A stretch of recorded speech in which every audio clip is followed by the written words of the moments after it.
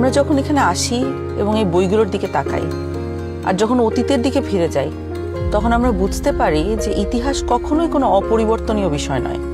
এটি মানুষের ইচ্ছা শক্তির দ্বারাই পরিবর্তিত হয়।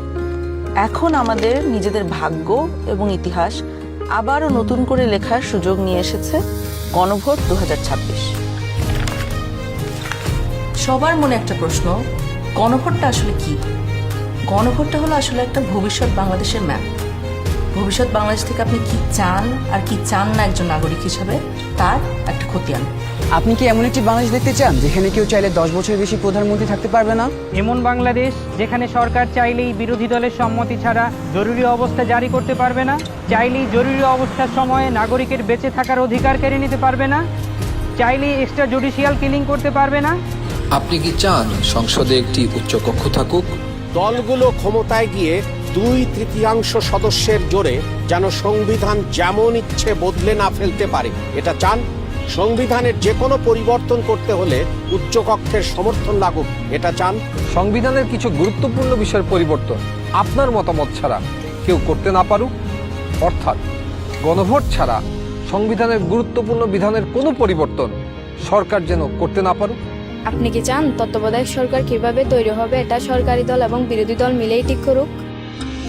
একই রকম ভাবে নির্বাচন কমিশন, পিএসসি, সিএজি এসব গুরুত্বপূর্ণ নিয়োগে বিরোধী দলেরও ভূমিকা থাকুক? আপনি কি চান সংসদে নারীদের প্রতিনিধিত্ব বাড়ুক? দেশের বিচার ব্যবস্থা সরকারের প্রভাব মুক্ত থেকে স্বাধীনভাবে কাজ করুক, যাতে আমাদের মতন সাধারণ মানুষ বিচার পেতে পারে? আপনি কি চান সব বিভাগীয় শহরে উচ্চ আদালত স্থাপন হোক?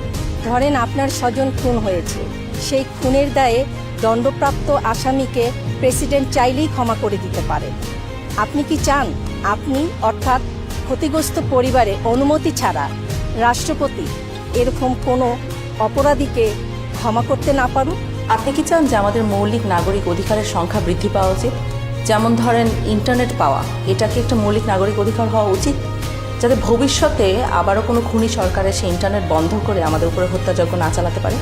রাষ্ট্রপতি এবং প্রধানমন্ত্রী ক্ষমতার মধ্যে ভারসাম্য বজায় থাকুক, এটা কি আপনি চান? বাংলা ভাষার পাশাপাশি দেশের অন্যান্য জনগোষ্ঠীর ভাষার স্বীকৃতি পাক, এটা কি আপনি চান?